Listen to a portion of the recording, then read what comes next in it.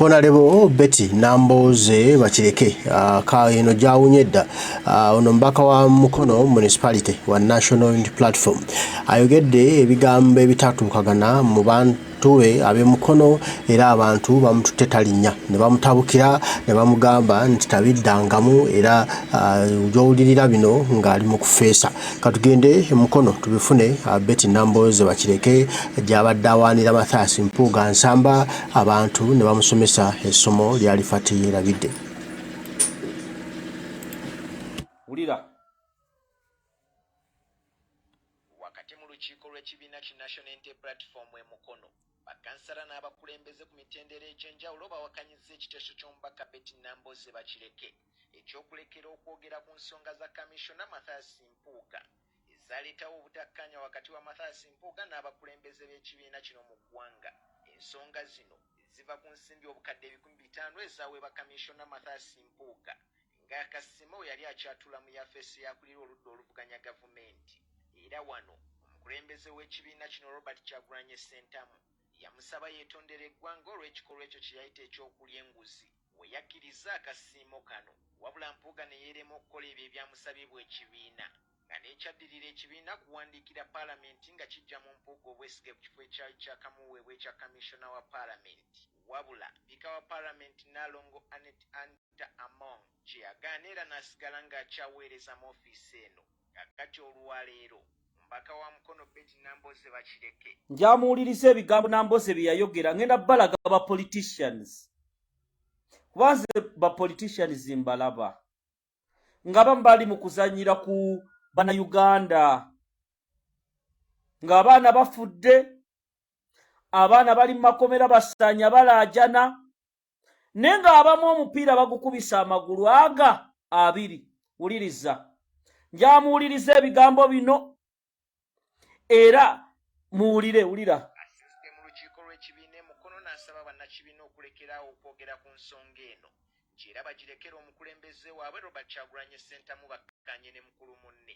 Naye mwe mukimanye nze mbadde ne Oweekitiibwa Mpuuga emyaka 40 nga tukolera wamu ebyobufuzi era n'olwaleero. Naye mbadde mbasaba mu abali eno nti ekirungi mwami Mpuuga tagambangako kya akolerera kufuluma kibiina omuwulira agamba akolerera kukikola kisigalamu. Bade ngamba nti tuleke ebya isuzi z'abajenoosi tuzirekere baani mu buli ngeri era tetulina nnyo kyakukola kubanga ogenda kunyiiga kola situkola tugende tukole ekibiina ekijja kati nze mbabuulira nti mbasala ebigambo ebyo mubireke nga bwe mwabiwulira tetunadda mu ntale ez'ogamba lwaki amaanyi agampuuga okuwulira obubi oba Oweekitiibwa Mpuuga alina ebyamusobako era sayidi eyo yeki sayidi eyo yenkyamu Ssaabasajja Kabaka awangaale. Abakulembeze ku mitendera egy'enjawulo nga bakulembeddwamu Deputy Speaker wa Municipality lindako njansooka enziremu message eyo mujulye bulungi era ngenda batambuza mpola. Ba politicians mugenda bategeera era wano bannansi walofe bye tutagenda kusirikira wulira njamwanyi naze pamukawa webala omulimu gwokola. Wakati mu lukiiko lw'ekibiina ki National Unity Platform e Mukono bakansala n'abakulembeze ku mitendera egy'enjawulo bawakanyizza ekiteeso ky'omubaka Betty Namboze Bachireke ekyokulekera okwogera ku nsonga za Kamishona Mathias Mpuuga ezaleetawo obutakkaanya wakati wa Mathias Mpuuga n'abakulembeze b'ekibiina kino mu ggwanga. Ensonga zino ziva ku nsimbi obukadde 500 ezaweebwa Kamishona Mathias Mpuuga ng'akasimo yali akyatula mu yafeesi yakulira oludda oluvuganya gavumenti.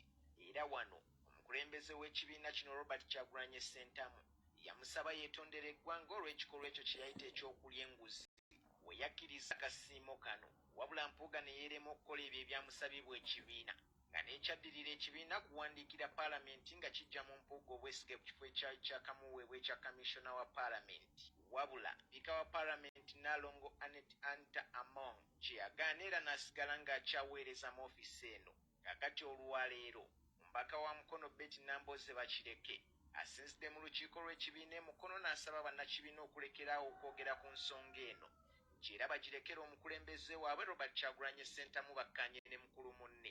Naye mwe mukimanye nze mbadde ne Oweekitiibwa Mpuuga emyaka 40 nga tukolera wamu ebyobufuzi era n'olwaleero naye mbadde mbasabamu abali eno nti ekirungi mwami Mpuuga tagambangako nti akolerera kufuluma kibiina omuwulira agamba akolerera kukikola kisigalamu bade ŋŋamba nti tuleke ebya issues z'abajenos tuzirekere baani mu buli ngeri era tetulina nnyo kyakukola kubanga ogenda kunyiiga kukola kikusituka tugende tukole ekibiina ekijja kati nze mbabuulira nti mbasaba ebigambo ebyo mubireke nga bwe mwabiwulira bwe tunadda mu ntale ez'ogamba lwaki amaanyi agampuuga okuwulira obubi oba owekitiibwa Mpuuga alina ebyamusobako era sayidi eyo yeki sayidi eyo yenkyamu Ssaabasajja Kabaka awangaale abakulembeze ku mitendera egy'enjawulo nga bakulembeddwamu deputy speaker wa municipal y'e Mukono Bazanya Rogers wano we basinzidde okuwakanya eky'omubaka Betty Nambooze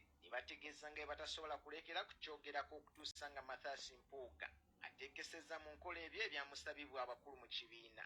Amanya Sabaduka zikkiriziganya 100% na mubaka Nambooze Betty bakireke ow'e Mukono okugamba nti no Mpuuga kye yakola nti tukirekere Mpuuga ne president ekyo tujja kulwana nakyo paka. Mpuuga mubbi emiliyoni 5 zisobola okujjuza eddagala mu ddwaliro lya Mukono dispensary ayo akole ebintu president bye yamugamba alisayinge yatondere bannayuganda tutegere nti Mpuuga mutuufu alumirirwa bannayuganda era n'eggwanga lyagala awatali ekyo tugenda fafagana n'Empuuga paka ku kisembayo naleko Nambooze oba toyimirira ku kigambo ekyo na ku magulu gabiri nawe tujja kutwaliramu kubanga ne bakansalawo bennyini abakuli ku mugongo bo bagamba nti pulezidenti waabwe ye Mpuuga wabanga yabalina agamba nti agenda kuleetonda eri ekibiina olwesente ze yafuna n'avaayo n'akyusa statement n'atandika okwogera ebirala kati andisinga abadde ne yeetonda ebyo omubaka ogamba mbu ensonga za Honorable Mpuuga tuzirekere pulezidenti aguna kyanda bwe tekisoboka tujja kulwanagana nakyo paka lasiti tesobola muleka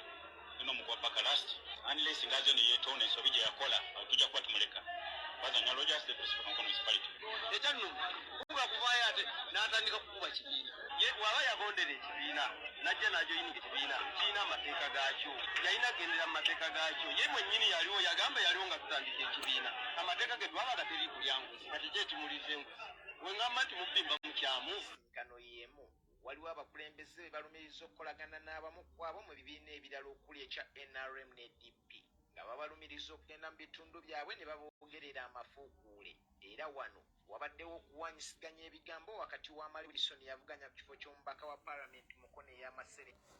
Mwanyinaze pamukaawe bali omulimu gw'okola wuliriza kaakati Betty Nambooze bakireke akaliro bwakawulira bayita meeting ku Sunday e Mukono n'agamba abantu b'e Mukono nti ye Mpuuga ensonga z'abajjeno Mpuuga is not a jeno Betty Nambooze bakireke bano be basitula abantu mu jeno mu ensonga z'abajjeno Mpuuga jeno waawa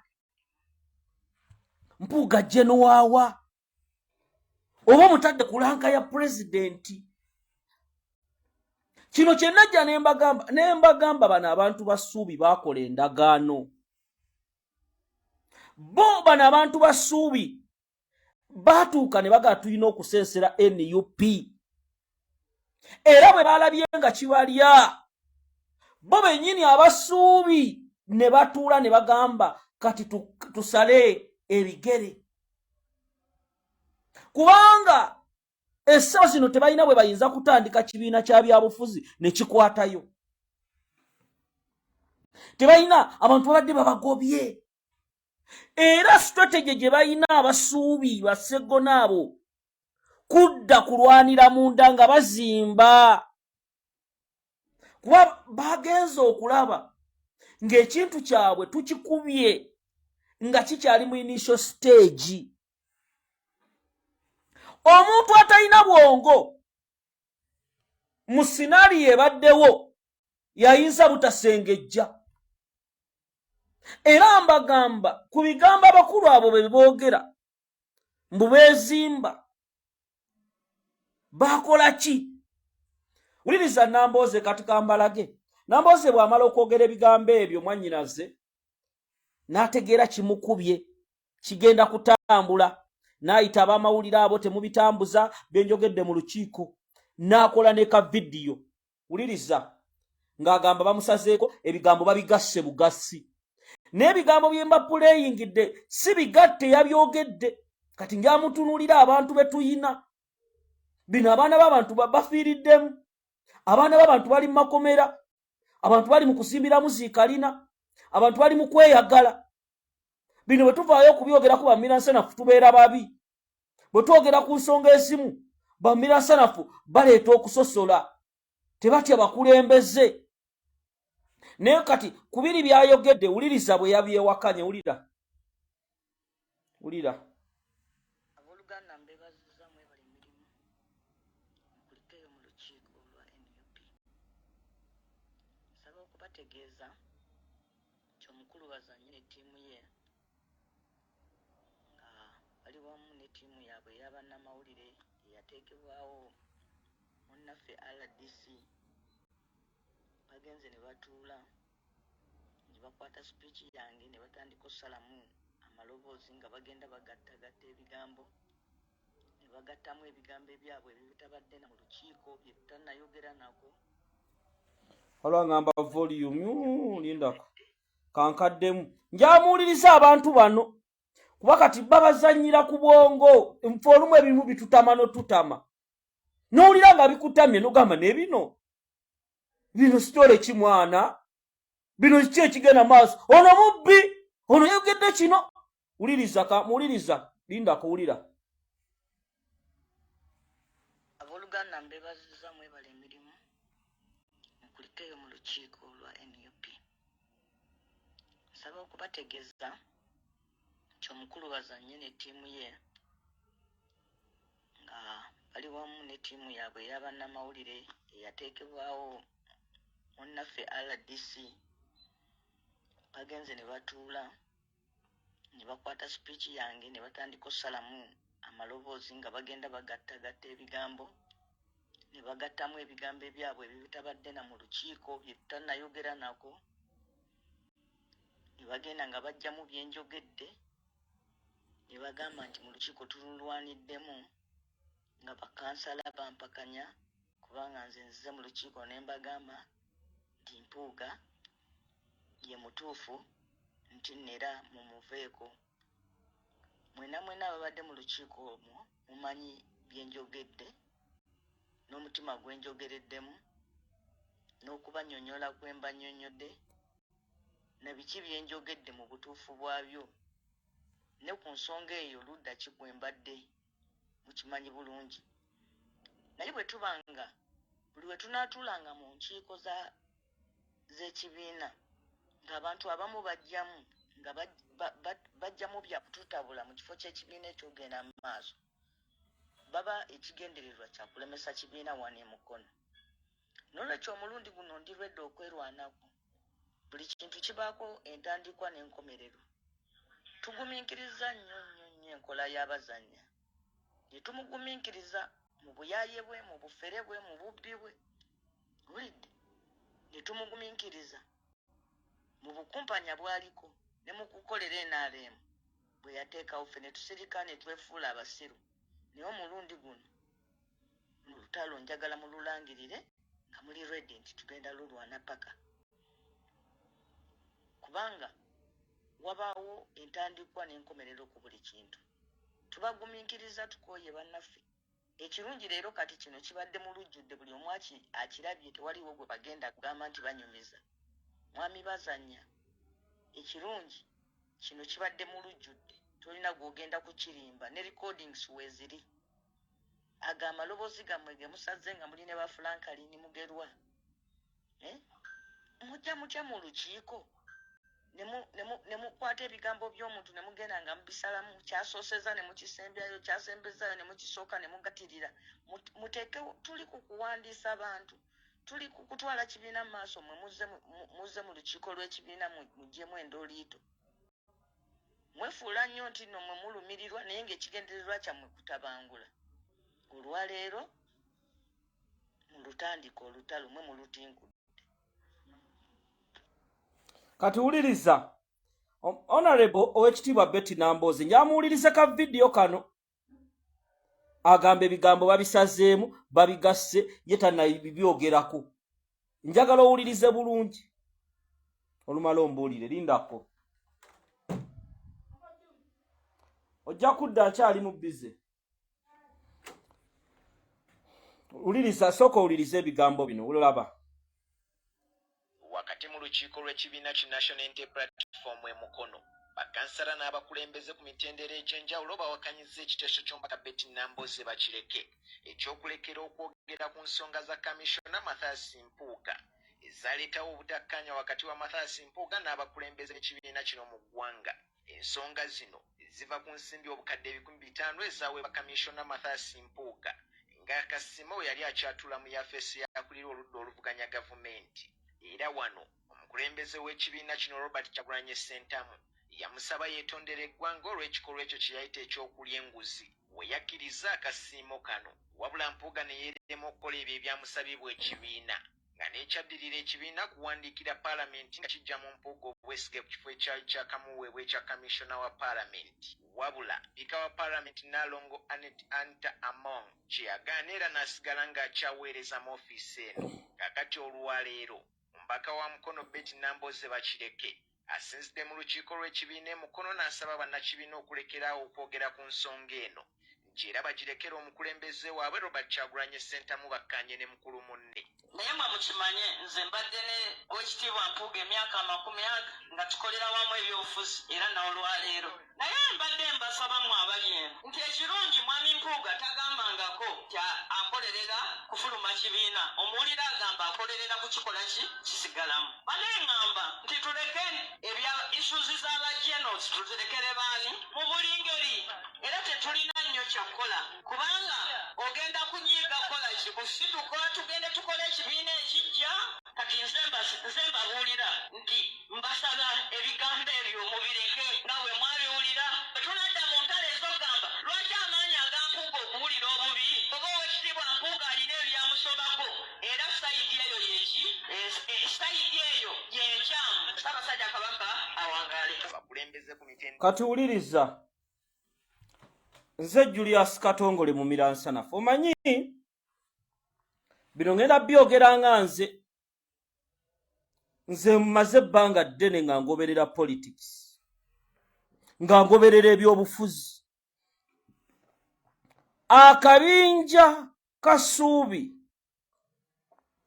kajja nga kalina ekigendererwa ekyokuvaamu pulezidenti wa Uganda mukijje ku nze.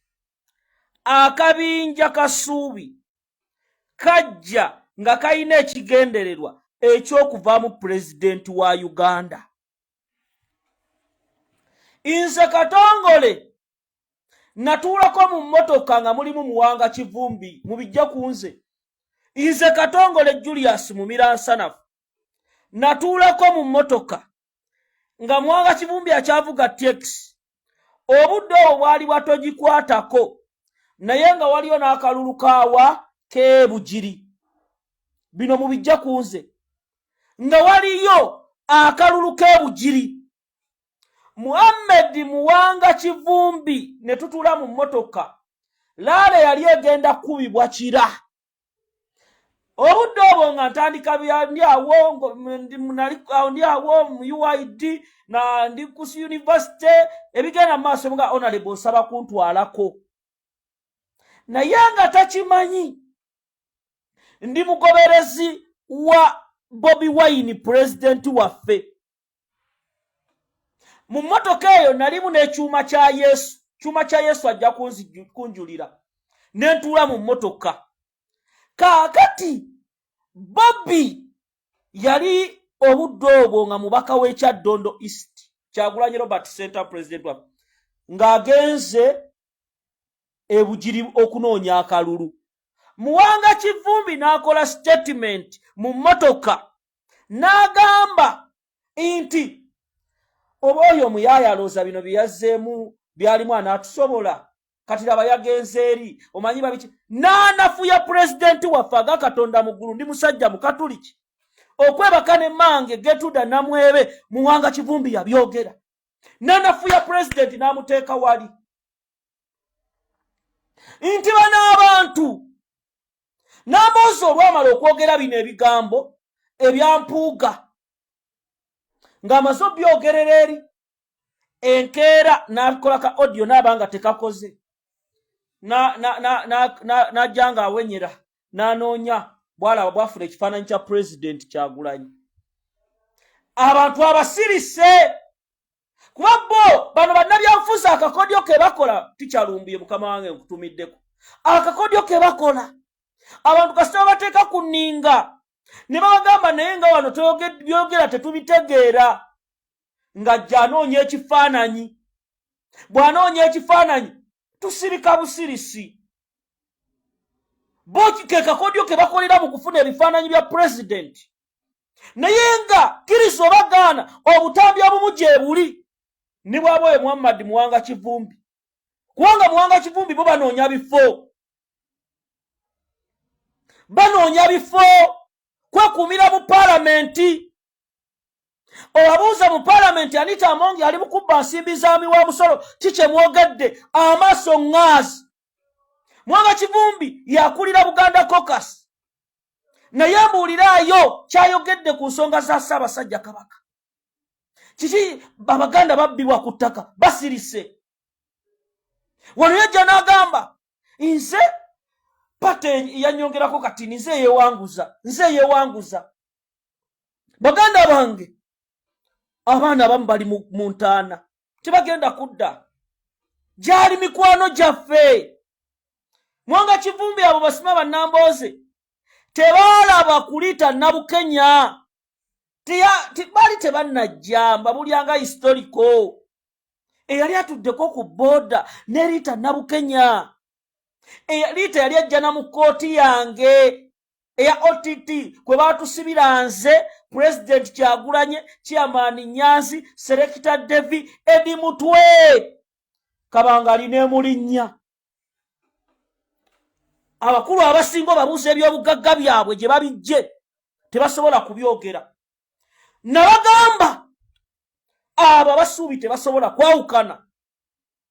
Era abasuubi missoni yaabwe n'ekigenderwa kukuba Kyagulanyi muteeka ku ttaka. Kumuteeka mu ttaka.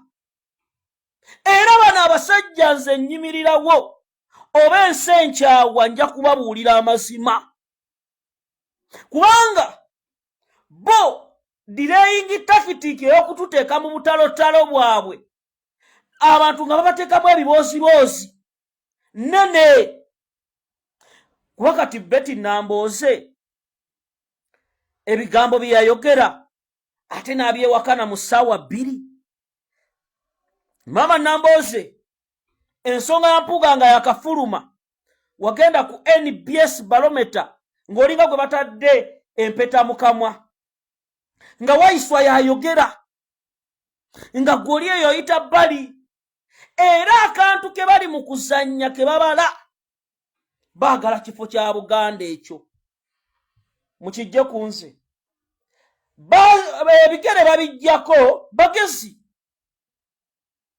Gwe weebuuze bazimba akabondo kaabwe bannabyabufuzi bameka be basitudde mu Buganda. Oza Buganda ebadde terina baana. Mbuulira BMP bazimba akantu kaabwe k'abantu 7 beerwanirya bakka ono Lord Mayor, ono MP Butambala, ono w'e Masaka, ono waawa. Kati ne generation zaffe bazituuleko. Era obabuuza abamu balina emigabo mu CBS. Mwafuula nti mwagala nnyo Bobi Wine mu kamera ne bamudde eri ne mumunafuya. Mulina emigabo mu CBS. Mutuula mu meeting za CBS. Bobi tajjangako ku CBS. Era yabawadde n'obugagga bwe muyina. Era Muwanga Kivumbi abantu kye baamukola ku ground. Bu video nabapuleyingira wano. Era bangi batandise otambuza message Muwanga Kivumbi for Deputy President Buganda. President Kyagulanyi bw'alikola ensobi eyo naawa Muwanga Kivumbi wa Deputy President, naawa Betty Nambooze wa Deputy President, ebiddamu muli biraba. Nze Katongole Julius Miransanafu sina kye neetaaga mu nsi. Bano abantu babi. bano abantu babi era president yabasanya kadi mwena gye mutaategedde. President Kyagulanyi musajja mugezi, mwe bafuutu soja, mwe online warriors, abo bantu mubakube mubatereze mu layini. President Kyagulanyi ogendewo Muwanga Kivumbi ayina kye yaseetinze naye tebakitegedde. Wuliriza politics, mujja mubeere bagezi. Mpuuga essaawa zino bw'omugyako Muwanga Kivumbi munne, n'omugyako Nambooze, n'omugyako n'abalala, atandika okwekwata ku birenge. Atandika okwekwata ku birenge. Era President Mukulu Muhammad Muwanga Kivumbi tuleme kulowooza koma ku bufo bwa bubaka bwa Parliament. Mukulu Muhammad Muwanga Kivumbi tuleme kulowooza nti Suubi yegenda kuba mmwe bwe mwatandika kintu kya Buganda ne kino kisukka Uganda yonna yeetaaga change. Essaawa zino meeting zituula. Nze Katongole abo basajja bankubirako ne baŋŋamba Katongole twagala otuwaane, ne bagamba mbawaane ku ki? Nze sajja kuwaana. Siri ndongo nti bagisuna n'ezina kye mwagala. Kati kye mwagala mubabawe obwa deputy president tebulina kye buyamba nga muli ku opposition. Era bano meeting bakyali kitole. Era buli ekigenda maaso Mr. Bitanu akimanyi. Era Oweekitiibwa President waffe Robert Kyagulanyi Ssentamu ayina okutunula ne Lise George ensonga zino nga bw'azikutte. Kati Mpuuga yamusirisizza. Naye Muwanga Kivumbi alina okufuna waakoma, Nambooze alina okufuna waakoma, bali mu bisanja bisatu. Eri wansi wali abavubuka babeesimbyeko. Oyo Muhammad Muwanga Kivumbi waliwo omusajja Butambala eyo yanaaza abafu, abasiraamu mumanyi abanaaza abafu. Musajja mumpi ayambala entalabusi y'ennene. Yatuuka ne bagamba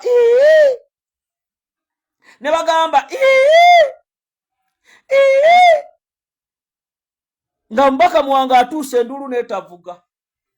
Enduulu teyavuga. Ne bamugamba Honorable kisusse biwayogedde ku TV tetwakutegedde. Biwayogedde kuba byayogera biri ku likodi. Biri ku likodi. Ne bamugamba Muwanga Kivumbi byayogedde tetubitegedde. Abavubuka ne bamugamba nedda sirika. Akaliro n'akawulira. Era temuggyako kigere. Abantu abasanyisa ebigere ebibiri mweno sitago tetugenda bakkiriza. Luno olutabaalo kununula nsi yaffe kye tuliko. Tetwajja kusiika binyomo. Butambala activities za NUP zitaddeyo. Enkofiira ya NUP wakoma ddyo jambala. Bino bye twagala bye tubabuuza. Twagala kuba bajjajjaffe abaana baffe bagenda bitubuuza. Ntandike banyumiza nti nange byannema, munnange twaliwo ne tugezaako omusajja n'atulema. Munnange byaliwo abo bo baafuuka ba MP ne bazimba ebizimbe. Tutunuulire mu maaso. Tutunuulire ensi yaffe weeraga. Kati Nambooze mwannyinaze buno obubadi bwe muzannya n'oyogera ku ssaawa munala kino. Kuba mwe mulina omukisa musobola okunoonya president we mwagalidde n'omusaba ekifaananyi munnange n'otusirisa abantu b'owansi. Awo tetujja kugendawo. Nedda. Mumiransanafu nga nkyali mulamu. Mumiransanafu nga nkyali mulamu. Erinnya lyange nze Mumiransanafu. Ankyaye nkyawa, anjagadde njagala. Naye bwe tuba twagala Oweekitiibwa President Kyagulanyi Robert Ssentamu atule mu ntebe y'obukulembeze bw'eggwanga, tulina okubeera real. tulina okubeera soba. Abantu bangi banyiiga kuba kati bannayuganda ebintu babyenalayizingira. Nze ntambudde ku ground n'ogamba oyo tali steady n'oyo tali steady.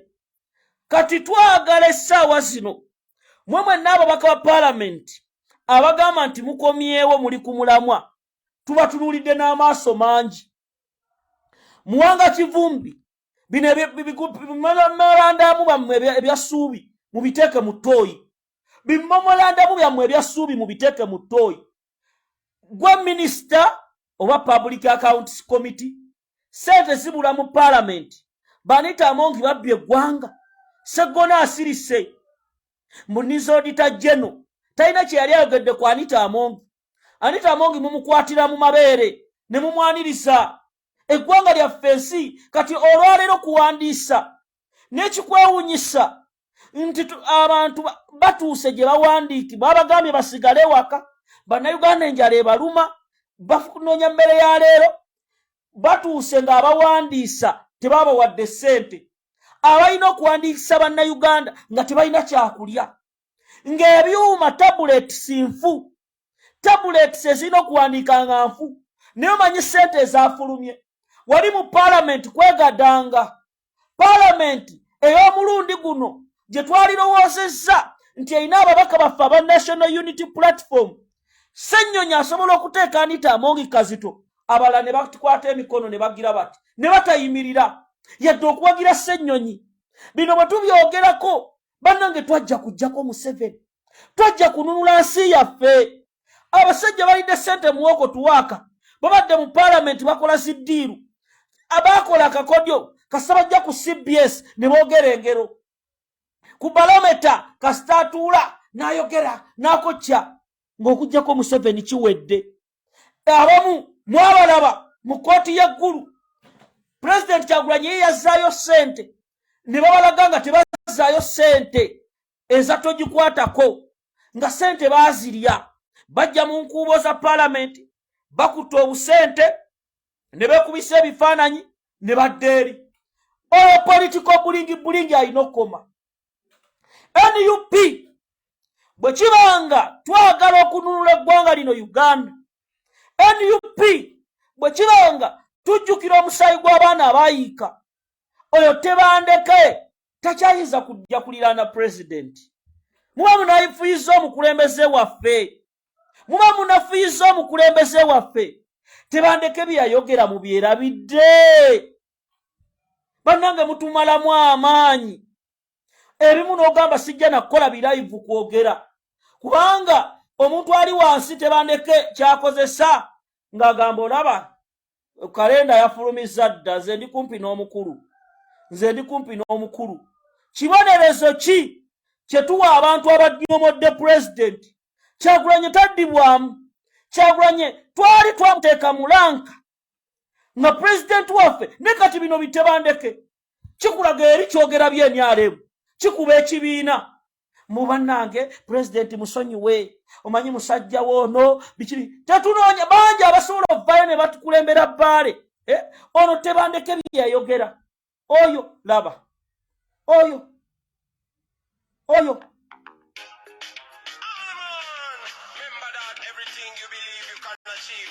Kati ke kayimba olaba ono Tebandeke ke yatadde ku pepe ne bannaye Katongole politics. Ebyobufuzi. Era Tebandeke eno zatunuulira naga kati mbizi mwe bakatongole mwali mwasama ki. Nze sobola okusooka ne mbayisaamu eggaali. Bwe mmala bayisaamu eggaali n'enkomawo. Yuno sokulaba Tebandeke akayimba ke yajjeeyo n'akateeka ku peegi ye. Nemmwe bannaye kyonna ky'oyagala osobola okituukiriza wulira. Yuno.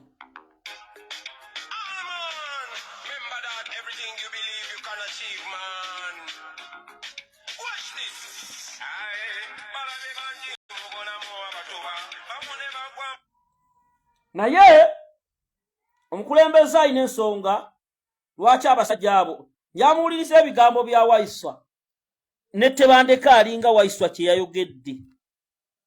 njamuwuliriza ebigambo bino muganda wange Waiswa Mufumbiro webale kuyimirira ku mazima nzomanye omubi abamubi mbajjukiza Museveni okufuna obukulembeze bw'eggwanga oli bwe bamutegeera nti alina omulabe oyo kaalinga kakumbi gwe ako kaalinga kakumbi naye bukumbi wuliriza sooka olindeko wuliriza lindako wano wuliriza ebigambo bino Waiswa byayogera era mubiwulirize ddala bulungi wulira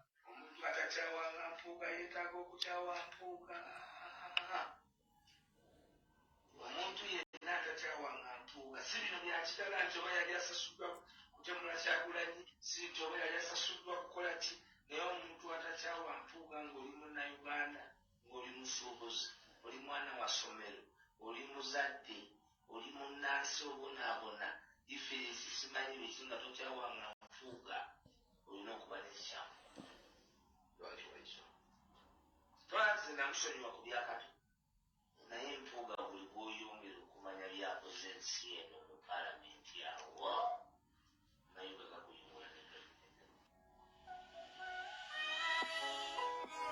kati nno si mpuuga yekka n'abo bonna bamuwanga Kivumbi babi abo abasajja babi era nze ndi musajja mu Katuliki batugamba kyawa sitaani n'emitego gye gyonna tugeze enkoko n'obulooloolo bwawe bwonna kati bano abantu bakubye ababaka ba NUP abato katwa Buganda Caucus bagera ne beereyinga abakulu abakadde ne bagikulembera Buganda Caucus esirise nze njagala Honorable Muwanga Kivumbi omubaka we Butambala nga tonna bagenda kwewaana mu bantu nga bakuwadde amasannyalaze Buganda Caucus okoze eki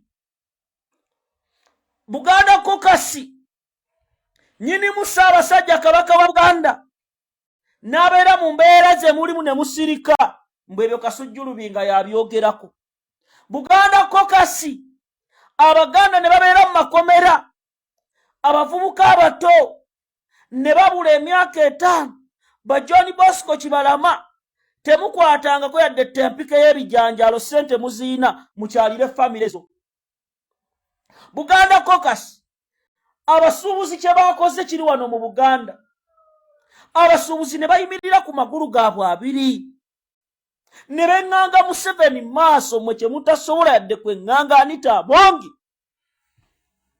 bano ababaka baffe nga musobola bigamba Museveni abasuubuzi be bamugambye bano abasajja bazira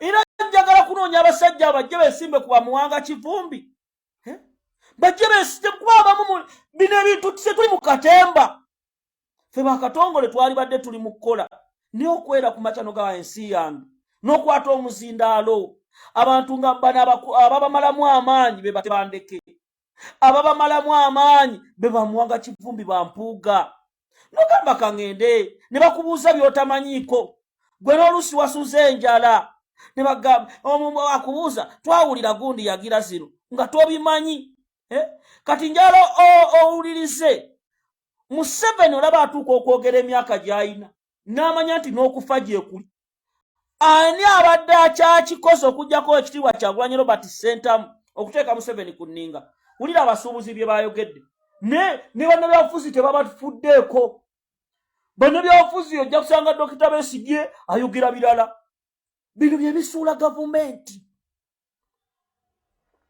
kati Kabanda bamuwadde obutwa ne bamuwa akacupa nabagamba mwegendereze wulira abasajja ebigambo bye bayogedde ba politicians tulina okuyingira kintu kino bwe babanga abasuubuzi baganye okulya ssente z'ekibi ne bagamba binani asobibuuza Museveni kujjako nze mu Miransa nafuulira Semuzeyi watandika nnyo okuleeta system enyigiriza omuntu asembayo ate kino kisulina ndako njamuwuliriza omusajja ono manyi bino tubibagamba abamu temwagala biwulira njamuulire bano abasajja tulina obbagulumiza basinze ba MP baffe wali aniita mange raitana speaker tebasobola kwogera bintu bali eri basesema busesemu sebo muzeyi watandika nnyo okuleeta sisitimu enyigiriza omuntu asembayo nze nkugambye I am ready to pay you cash 18% from the factory ndi ready okusasula 18% ku boda nga nyingira nkwongerako ne 6% gwengongamba nedda gwomusuubuzi tosasula nze kankuteekeko guno ngutwale ku muntu owa bulijjo eyaliguza esaati sirinya 2,000 agigula omutwalo okuva ddi n'olwekyo owekitiibwa pulezidenti njala kusaba nti consultation gye wakoze sigimanyi era sirina n'amaanyi gakukaka kwogera by'otoyagala naye bw'onoobanga obyogera manya nti obulumi bw'abantu bano bulirwewo Ssaabasajja Kabaka w'Engeri webale kwogera mu maaso g'omunyarwanda Ssaabasajja Kabaka waffe webale Issa Ssekitto oli musajja muganda abantu batuuka ali mu paalamenti nga twabeesiga nga tebasobola ne Museveni tebasobola bimugamba Anita Among tebasobola bimugamba tebasobola bigamba minisita ba Museveni bano abasajja bazira I salute y'abasuubuzi kati ono gundi olaba Museveni olaba tusomwogeza bino wulira n'amanya nti n'okufa gye kuli agenda mu ggulu ku myaka gye 95 nayogerako 8 mumanya mwina gwe mububongodde wulira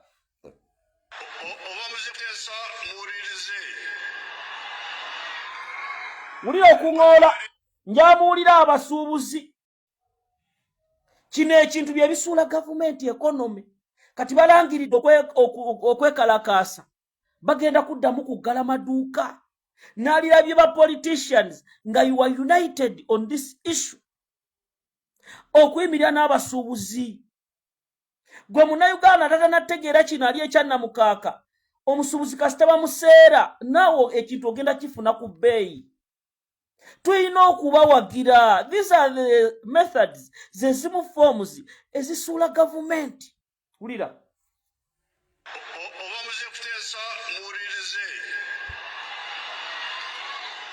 mbadde wali essaawa 2 mwogera mpandiika n'olwekyo mbasaba nammwe mutuule muwulire bye bagamba temuze wano kunkanga owulira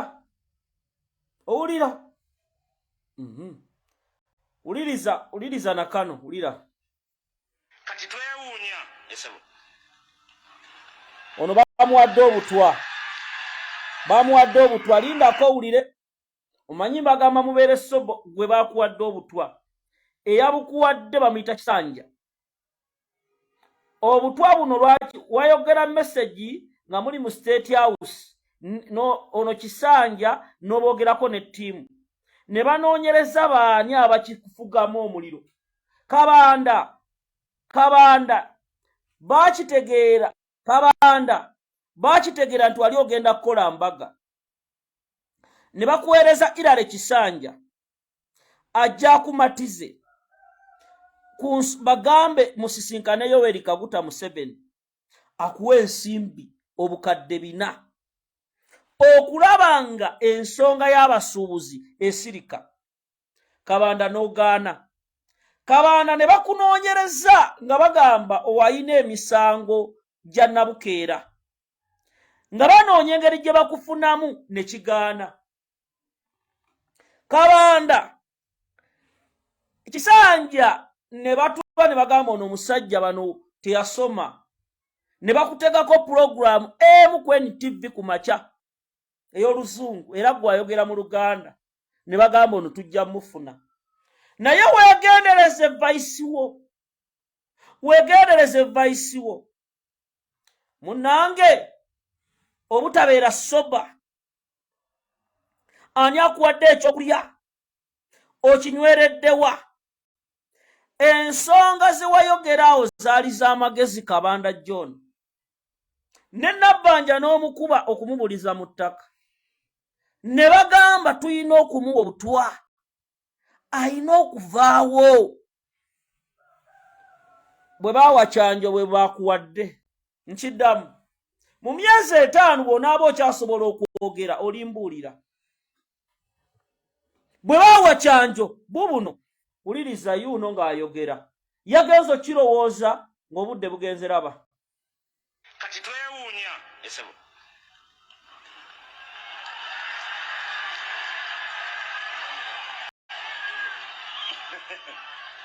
bampadde ku lwendo olw'otuzi naye mubweraliikirivu owulira amazzi agenza okujjukira ng'amaze okuganywa tewazze na muntu akacupa oli tekabadde kasigire yaggyeko bujikantu n'ateekawo n'onywa mbalaga omanyi nze nasoma Yoweri Museveni okuva ku kigere paka waggulu ate mu bino ebyobufuzi ffe twagala kukyusa nsi yaffe omuntu yenna akwataganye ne Museveni tuba tulina omukuba omubuliza mu ttaka laba kati twewuunya esebo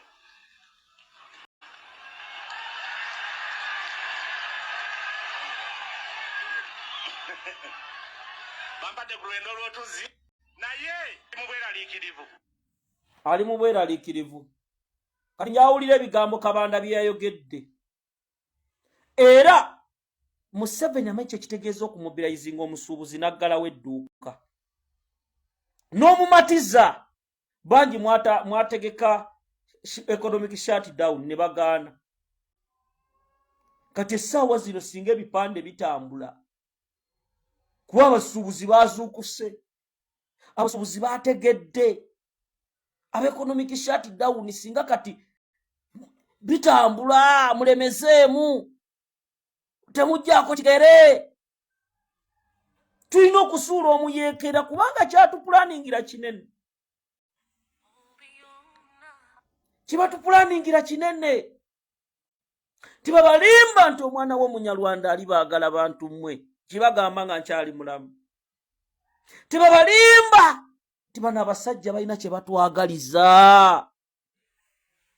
abasajja abakwata John Bosco Kibalama ne bamuyimiriza wali nga mulamu ne bamugjamu eriiso erisooka ne bamugjamu eriiso eryokubiri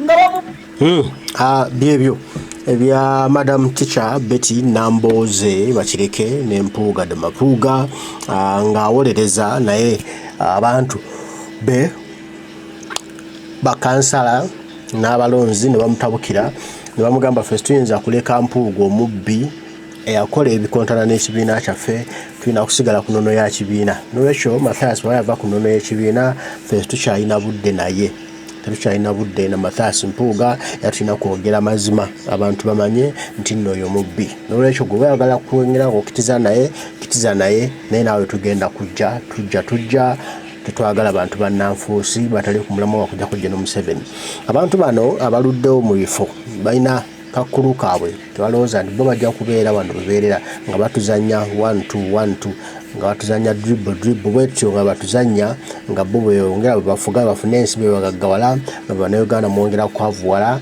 nga bo babalimbalimba mbuno tujjaku Museveni so nga bali mu kukuma bifo byabwe ate ekyo tutagenda kukiriziganya nakyo ogwatuleeta gwakujjaku nakimera Museveni ebyo ebirala biri secondary binajjo oluvannyuma naye nga nakyemalira amaze okutuviira mbaagala nnyo mwena abaliko mwe bali kubaako Dunda Lugaba Namugereka Kitaffe nsaba bakuumye mweraba